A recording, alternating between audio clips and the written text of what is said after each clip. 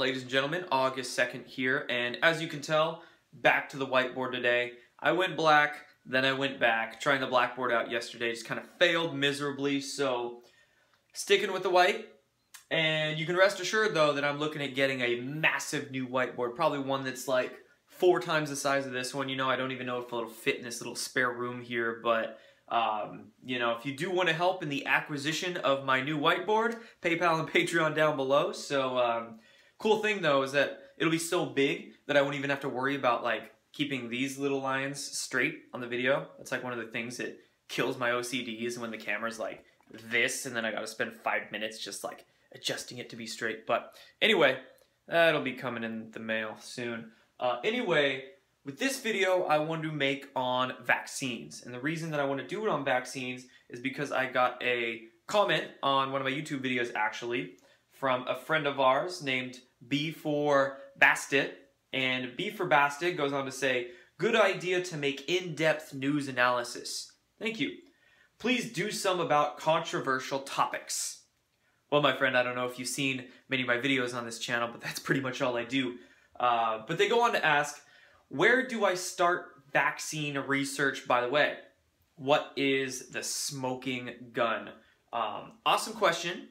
And because of this comment and because I've seen many news articles lately in the media about vaccines, I'm just going to make this whole, this whole video on that topic. Give a good overview with a lot of little rabbit holes that you can begin to go do your own research with. Because with the vaccine topic, it's almost one of the biggest red pills there is, primarily because there's so much fear associated with it, so much ignorance. So I'll give you some rabbit holes to go research down on your own, and then that can thus prepare you so when everybody tries to ridicule you or think they know more or really try to defend the matrix, right? When you start to question it in public or around your friends and family and someone comes up and starts saying that vaccines eradicated disease and these anti-vaxxers are killing the world, well, you'll be prepared to shut them down with some good information and true knowledge. So, few of the news articles that have come out in the past week or so. This one I found on sciencealert.com, mainstream science news media publication, right? And they titled this article, "Just a few anti-vaxxers can triple annual disease rates, a new study show, and cost hospitals thousands of dollars." So they're really trying to guilt trip the ignorant, I should say, with this one. And this article was based on a new study that was published in the Journal of the American Medical Association, otherwise known as the American Mafia Association, Medical Mafia Association, right? And this came out on July 24th, but it basically says here, just a small decline in childhood measles vaccination levels can produce disproportionate negative effects, both to public health and the economy. New research has revealed. Interesting. Let's move on. This next one, published on Business Insider, actually just yesterday, good find here right before I did this video. This one says, 9 dangerous diseases that could be prevented by vaccines within the next decade, from HIV to cancer. And, this Business Insider is just one of the worst out there. But this article goes on to talk about malaria, Ebola, HIV, norovirus, a universal flu vaccine, and even one for Zika. Right?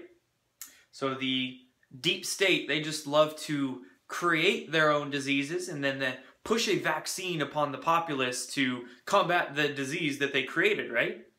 I don't know if you know, but there's a 1947 patent by the Rockefeller, owned by the Rockefeller Foundation for Zika, Ebola, most likely, biowarfare agent that was created. Boom! Next video right there, biowarfare agents. Might seriously do that, but, so this type of concept, these ideas of a vaccine being able to cure and prevent everything under the sun, right? It's like nature didn't know what it was doing when it created our immune system, right? I don't get it. And then this last one here, again by Science Alert, says a vaccine for type 1 diabetes begins human trials in 2018. So again, vaccine for everything under the sun, because who cares about informing yourself and taking responsibility for your own health? Let's just shoot it all away. So anyway, some ridiculous news stories in the media the past couple weeks. Now I want to talk about them. So first, a quick word on the reliability of this so-called, quote, science that everybody has like this addiction with. Right? I want to talk to you about two quotes that I really like to steer people towards when they think that, you know, everything that comes out of this so-called mainstream scientific realm is, you know, the end-all be-all truth, okay? First, I want to point you towards Dr. Richard Horton, who was actually a former editor of The Lancet, you know, one of the most premier medical journals in the world. In 2015, he actually stated that perhaps half of all scientific literature is untrue. And this was a dude, again, former editor of The Lancet. And yet another one here, former editor of the New England Journal of Medicine. New England, let's fix that, Journal of Medicine. In 2010, Dr. Marcia Angel, or Angel, don't necessarily know how to pronounce it, but she basically said it's simply no longer possible to believe much of the clinical research that is published, okay? And I'll link a Collective Evolution article down below discussing both of these, and you'll be able to find exactly where they said it and do all your left brain research for it. But basically, right, science is not the end-all be-all. Data can be very easily manipulated, and a lot of these studies and research that come out of medical journals or prestigious institutions, right, it can be so easily crafted to fit a specific agenda or a specific narrative. So remember that, okay? Remember that when you look at any scientific issue, whether it's cancer, vaccines, climate change, energy research, whatever the case may be. The institutions, or the science, I should say, that comes from institutions is not true science, it's dogma. It's a fundamentalist type of attitude that comes from them. True science is the open-mindedness questioning of what's really going on in here. So, I mean, in essence, we're all actually scientists when we're all doing our own research and trying to find out the truth of what's going on here. So, the science that comes from these institutions is very flimsy. And I just want to make a note on vaccines and the nervous system, okay? This is where we're going to start here. So, you know, many people know that vaccines used to contain mercury, and a lot of people think these days that all the mercury has been taken out. But this is actually not the case. So mercury is still very well the case in some vaccines, and it's not at safe levels because there's no safe levels of mercury. Mercury is the second most toxic chemical known to man, besides uranium. And in vaccines, primarily in the flu shot, and it may or may not still be in the Hep B and a few others, it is at very, very high levels, okay? 0.5 parts per billion kills brain cells. 2 parts per billion of mercury is the EPA limit for safe drinking water. And check this, in many vaccines, some vaccines still, but many of the ones in the past, 25,000 to 50,000 parts per billion. Huge! And this is being injected right into your body, right into your blood, intramuscularly, it's called, right into you, okay? And while mercury, yes, in some cases has been phased out, not completely, what is it being replaced by? Aluminum. Aluminum is just as bad, if not worse, for your nervous system than mercury. And every single vaccine, if it's not preserved with thimerosal or the mercury derivative, it's preserved in aluminum. Aluminum hydroxide often. So, not good, right? Every single vaccine, a side effect of it is brain swelling, encephalitis. Why? Well, you're injecting heavy metals directly into your body or your child's body. So think of that. And, I mean, not only is mercury toxic, but aluminum, again, just as bad. And in the standard schedule that most children have these days. If you take your child to get every single vaccine that the CDC says you need to get to be protected, 6,150 micrograms of aluminum is in that full schedule from the age of 0 to 18 being injected into children's bodies. Over 6 milligrams. That's insane. And we wonder why things like autism and ADHD are becoming so prevalent in our youth. And we wonder why neurodegenerative diseases like dementia and Alzheimer's are affecting elderly people, right?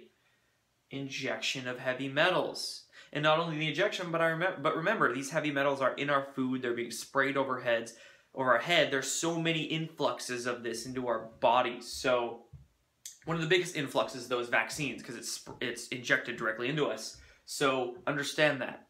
There is no safe vaccine. There can't be a safe vaccine because it's being injected directly into you.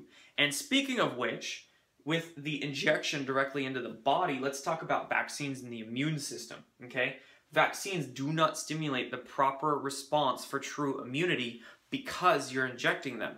Nature, or God, or whatever you want to call it, did not make our bodies so we injected health into us. You cannot inject true immune function into you, okay? I don't know who thought that and kept along with it, but let's bring common sense into the picture here. When you inject a vaccine into you, it does not stimulate. It stimulates certain antibodies at very high levels, but not all of them. Not all of them in the proper manner in which they should, so it'll actually hypersensitize the immune system because you only get an antibody response from a couple antibodies. That's what they'll then test for and say, oh, the vaccine works, look at these antibodies that we found. Well, they don't test for all the other stuff that's going on. They're very short-term tests as well. So they hypersensitize the immune system, which is causing autoimmunity. This is one of the primary reasons we're seeing asthma, allergies, especially in our youth, becoming so prevalent, and a lot of other autoimmune diseases become skyrocket, per se. Remember that news article I mentioned that said a vaccine for type 1 diabetes begins human trials? Well, there's actually a lot of good research showing that it's vaccines themselves that are causing this type 1 diabetes. So what kind of ass-backwards world do we live in where now we're needing a vaccine for the disease that's actually caused by vaccines? But again, they won't tell you that because they don't want to. So vaccines do not, I repeat, do not stimulate the proper immune response. And this is like one of the ingrained ideas that people, it's so built into their subconscious that it's so tough for them to relearn this vaccine topic because they think vaccines stimulate our immune system beneficially, but this is not the case. And herd immunity and the germ theory of disease are both medical BS. I'll link an article down below explaining herd immunity completely in depth. I don't want this video to be too long here. And also the germ theory, that idea being that it's germs that cause disease, it's completely faulty because in your body you have trillions and trillions of bacteria cells right now. Our health depends on the ratio of good to bad. It depends on how you treat the environment in which the germs live. If you treat yourself unhealthily, well then the bad bacteria will overgrow the good and you will get sick. But it's not germs themselves, because there's a lot of germs in you that are protecting you as well, right?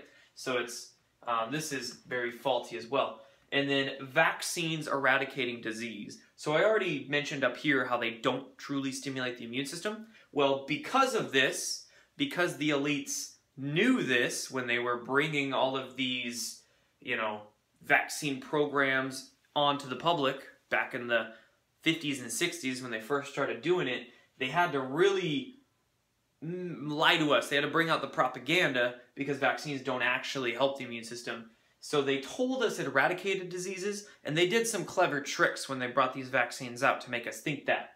Of course, they did that through propaganda, both in the medical textbooks and through the media. As you can see, media examples right here.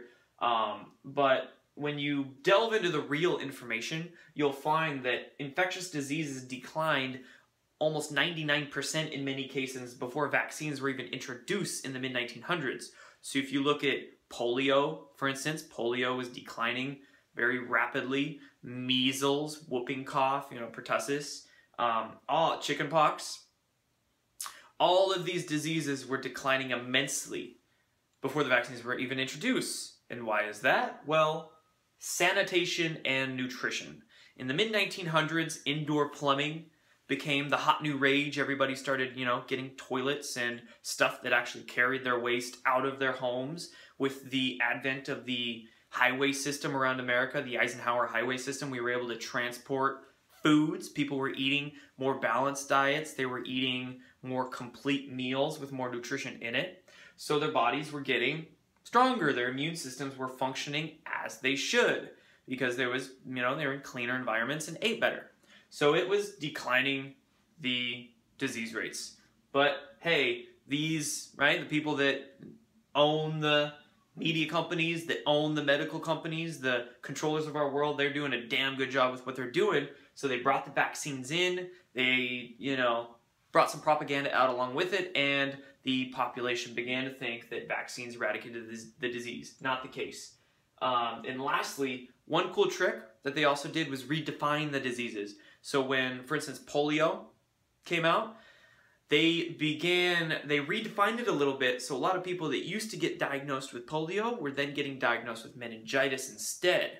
So it artificially lowered the polio rates and made it look like it was the vaccine that annihilated polio. But little do people know that it was the meningitis numbers bumped up at the exact same time. And it was just a diagnosis differentiation that occurred. So clever tricks, right? Clever tricks. But all in all, with the more the vaccine propaganda is coming out, it seems like we're inevitably headed towards a society that has mandatory vaccinations. This is not the case. There's good news out there, right?